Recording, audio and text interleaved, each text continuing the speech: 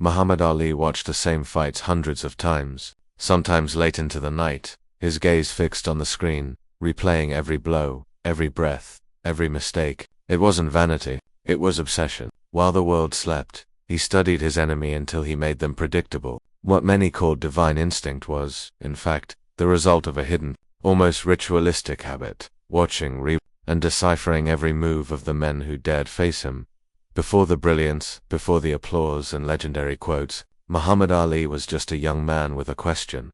How can I beat someone stronger, faster, and more experienced than me? This question haunted him from the beginning of his career, and it was in this conflict that the habit that would change everything was born, that of studying. With almost scientific devotion, his rivals' fights. While many trusted in talent, Ali trusted in human reading. He observed details that no one else saw, the way his opponent breathed when tired, the way he looked before throwing a punch. The moment his shoulders betrayed fatigue, he turned the video room into his battlefield. There, surrounded by VHS tapes and scribbled notes, the future greatest of all time strategized like a general before war. Rewind, play, pause, right, again, rewind, play, pause. It was a silent but powerful ritual. Each repetition wasn't a waste of time, it was the building of victory. And, curiously, this habit stemmed from an insecurity, the fear of defeat. Behind the arrogance of his statements lay a man who prepared himself to never be caught off guard. The audience saw confidence, but what really mattered was method. Muhammad Ali didn't just train his body, he trained his eyes, he trained his mind. And that's why this video will show you the champion's hidden side, the strategist, the scholar, the man who won not just with his fists, but with his intelligence. The first time Muhammad Ali realized the power of watching a fight wasn't in a gymnasium, but in a small, stuffy room in Louisville, with a black and white TV flickering. He was still Cassius Clay, a skinny, restless boy with a racing heart and a curious gaze. That night he was watching Sugar Ray Robinson fight, and something mesmerized him. It wasn't the punch, nor the knockout. It was the rhythm, the cadence, the way Robinson seemed to predict the next move before his opponent even thought to act. There, at just 12 years old, Cassius understood that boxing wasn't just about strength, it was about reading. And from that moment on, began a journey that would transform him into a tireless student of the fighter's soul. Over time, this habit became a refuge. After exhausting training sessions, while the other boys went to sleep, he would sit in front of the TV, studying every move as if deciphering a puzzle. He would jot down details in a yellowed notebook, the way a fighter lowered his chin, the time between jabs, the exact moment fatigue made his hands drop. It was an almost mathematical exercise. He didn't just see what was happening, he saw what was yet to come. He created patterns, anticipated intentions. Each tape was a map for the future. At the gym, the coaches began to notice something strange. While the other boxers trained to react, Cassius trained to anticipate. When he faced a new opponent, he already knew him without ever having met him. He's going to miss that right hand in the third round, he would mutter before the fight, and, as if it were a prophecy, it came true. His teammates laughed, but Coach Angelo Dundee saw something different, a mind as sharp as a blade. This kid doesn't just fight with his fists, he fights with his head, he would say. By the time he won his first Olympic title in Rome in 1960, Ali had already developed a technique he called studied reflexes. He would spend hours replaying his own fights, capturing every moment he made the smallest mistakes a misstep, a blow thrown a second too early. Then he would imagine himself in his rival's shoes, trying to predict what he would think.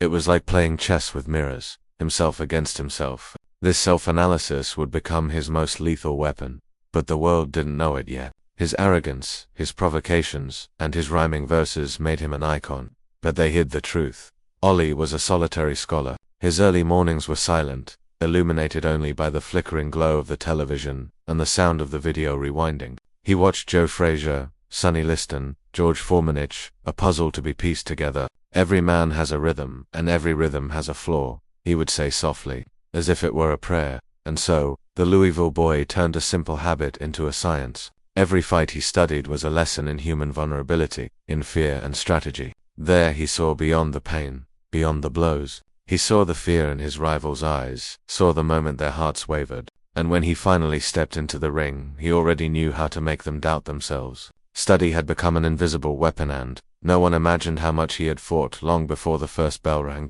By the end of that chapter of his youth, Cassius Clay was no longer just a fighter, he was a soul analyst. And with each tape watched, each late night awake, he grew closer to what the world would one day call invincible. Because, for Muhammad Ali, the real fight began long before the fight it began when he pressed the play button.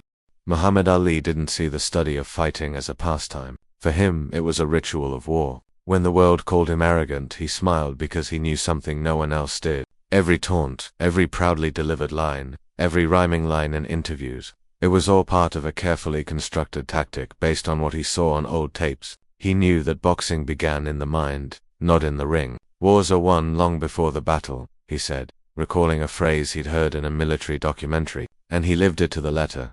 Ali didn't just study his opponent's styles, he studied their personalities. He watched their interviews, their training sessions, their little expressions of discomfort. He noticed when a fighter blinked too quickly under pressure, when they looked away when challenged, when they smiled to hide their fear. With this, he created a kind of psychological profile of each opponent. He didn't just face bodies, he faced egos. He knew where to poke to make the other lose his way. If someone showed pride, Ali would humiliate them. If they were insecure, Ali would provoke them until they doubted themselves. He would dismantle his rivals with words before the first punch was thrown.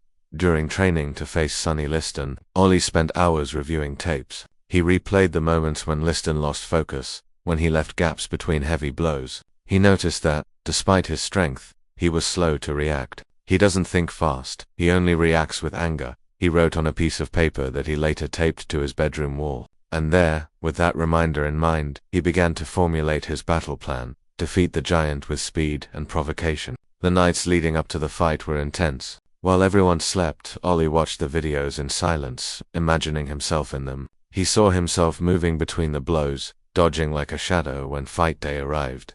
The audience saw only the showman, the man dancing, shouting, challenging a terrifying champion. But inside Ali was calculation, precision, and coolness. He knew Liston couldn't stand being ridiculed. He knew his fury would blind him. Every taunt in the ring was an invisible blow, and every laugh was a trap. And so, with his light body and sharp mind, Ali conquered the world's fear and destroyed the myth of the invincible man. After the fight, in silence he watched the victory video again. He replayed the scene of Liston collapsing to the ground, not from strength, but from loss of control. Ali smiled. He knew he had won long before that night. They train muscles, I train brains, he muttered to himself. This habit of studying and understanding the enemy became his trademark. No fighter surprised him, because he had already fought with them all in mind. In every training session, he simulated scenarios, studied possible reactions, and imagined failures. Television had become his private battlefield. There, alone, he planned each victory like a general anticipating the enemy's moves. But the secret wasn't just study. It was the emotional control he built from it, because Ali knew it wasn't enough to understand others. He had to master himself. While the world saw an explosive man, he became increasingly serene inside, and it was this serenity that made him unbeatable. And if you've made it this far, consider what this reveals about greatness. Before throwing any punch, Ali studied. Before winning, he observed. So, if you admire this extraordinary intelligence, leave a like and subscribe, because the story that follows shows the moment this habit, which seemed merely a curiosity, became his ultimate weapon and would forever change the destiny of the greatest boxer of the century. And to help us continue uncovering these real stories and improving the quality of our content, consider purchasing our e. You'll find the direct link in the first link in the description. Your support makes all the difference. It was 1974. The whole world was betting against Muhammad Ali. His opponent was George Foreman, a man seemingly made of iron, with punches that destroyed anyone who dared face him. The fight would take place in Zaire, and the press called it a sacrifice foretold. Ali will die in the ring, the commentators said. But while others saw an execution, Ali saw an experiment. He had already studied Foreman night after night. He stared at the screen with almost religious intensity, analyzing every fight, every movement, every breath. He realized something no one else had. Foreman was impatient, strong, brutal, but impulsive. He struck with rage, expending energy too soon, and it was there, in the silence of the early morning, that Ali conceived one of the most ingenious tactics in boxing history, the rope-a-dope. In the weeks leading up to the fight, he maintained absolute secrecy. While journalists taunted him, saying he would be slaughtered, Ali smiled confidently. "They don't know what I know," he would say quietly. He had already memorized Foreman's patterns, the right jab always followed by 2 short jabs, the slight lean before attacking, the heavy breathing after each sequence. Ollie built, blow by blow, a mental map of the fight that hadn't even happened yet. In training, he surprised his coaches by asking to be hit. Yes, hit. He wanted to train endurance. He wanted to feel the weight of long punches. Let him hit me to the body. I need to learn the sound of failure, he would say. It was madness for some, genius for a few.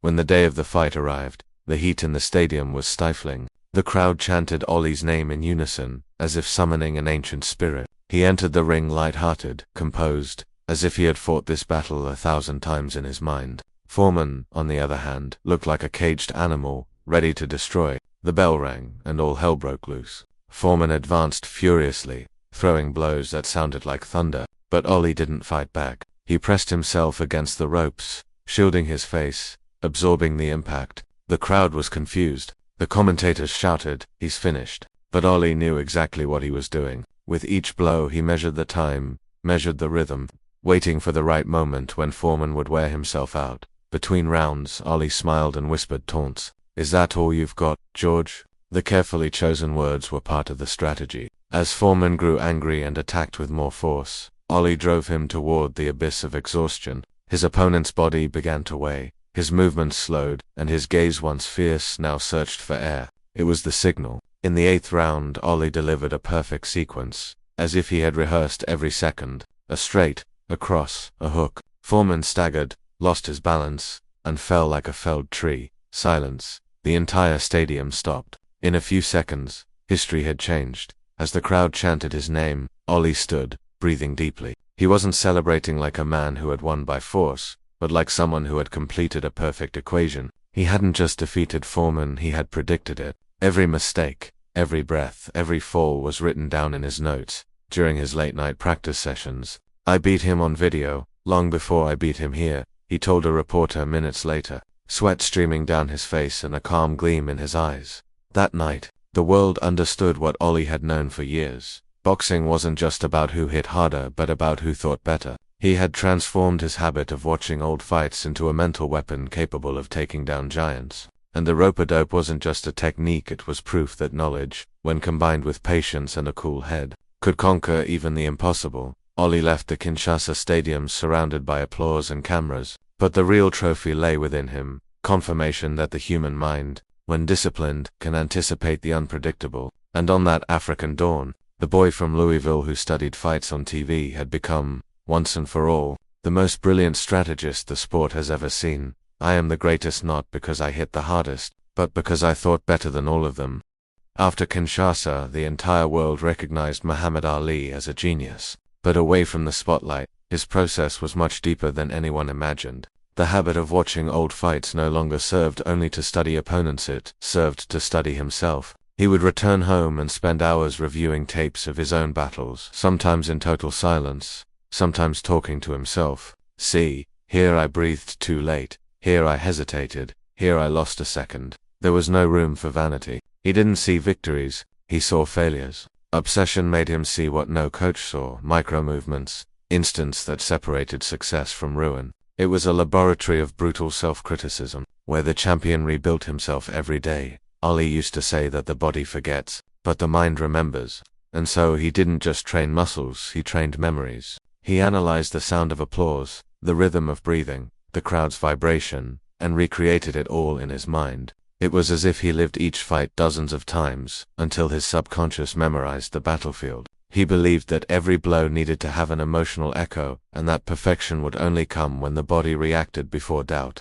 "I don't fight thinking, I fight remembering," he told those closest to him. His assistants were impressed by the level of detail. When a new challenger was announced, Ali demanded every available recording, every bad footage, newspaper excerpts, behind-the-scenes reports. He would pause the video at random moments, observing his opponent's eyes, his sweat, the angle of his body. He tried to understand what the man felt when no one was watching. It was an emotional study. "He's afraid of running out of breath. Look at the way he breathes between jabs. This one will despair if I hold back," he would say.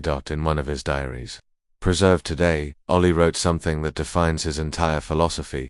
"To train is to repeat, to study is to understand, But to win, is to combine the two until the world seems slow before your eyes.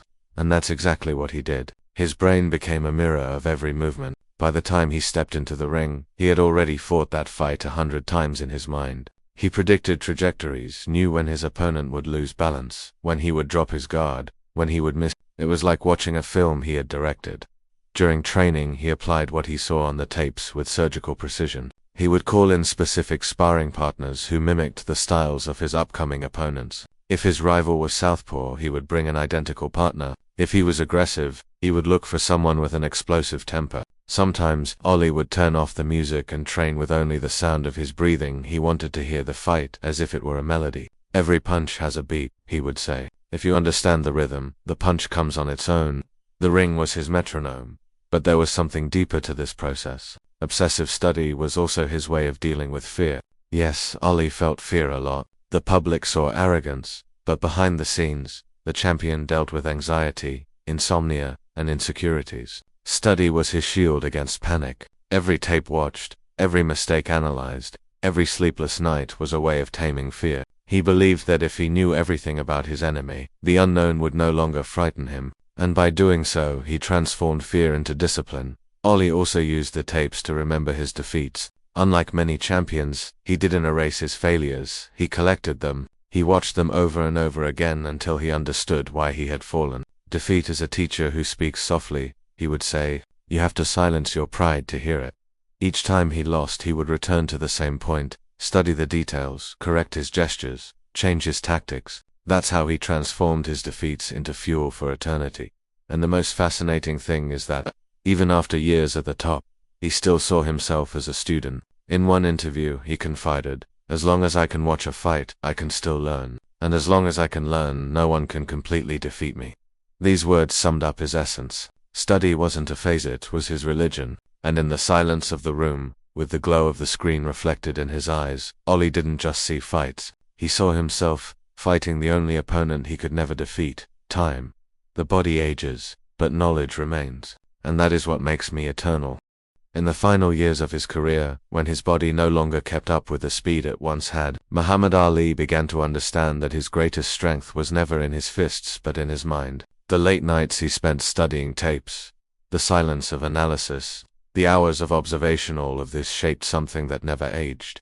His war intelligence. He knew that time would one day bring him down, but as long as he could think, he would still win. Even with Parkinson's beginning to rob him of his reflexes, Ali maintained the habit of watching old fights, sitting in front of the television, his hands trembling and his gaze fixed. He still commented on the details, like a teacher correcting his students. See, he dropped his chin too late. Here, the punch was announced. It was as if his mind still lived in a different rhythm, where the body no longer mattered. Ali never stopped studying. When he was no longer fighting, he began teaching. He welcomed young boxers into his home and, with a soft voice, showed them what the average person couldn't see. Don't just look at the punch. See the intention before it. That's where the fight begins. Many of these young men left in tears, not from listening to technical lessons, but because they understood that boxing, for Ollie, was philosophy. He taught them to think like warriors and feel like men. The opponent you must defeat first is yourself, he would say,